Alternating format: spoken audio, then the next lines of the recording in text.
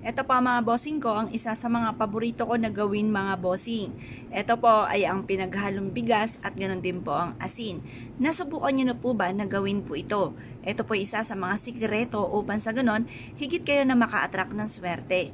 Pero syempre mga bossing, lagi nyo po tatandaan at lagi ko rin pinapaalala na ang swerte mga bossing ko, tayo rin mismong gumagawa po niyan. Kailangan dadagdagan nyo ng sipag at tiyaga. Kasi kung ikaw po ay aasa sa mga pampaswerte ay walang mangyayari sa inyo.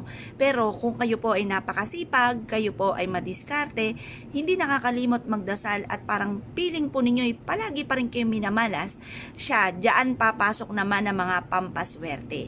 Kailangan meron kayong pang-attract ng swerte at pantaboy ng mga kamalasan. Ang asin mga bossing ko ay pantaboy ng mga kamalasan. Ang bigas naman ay napakaswerte, lalo-lalo na pagdating sa usapin ng kasaganahan. Ito ay perpektong sangkap upang sa ganon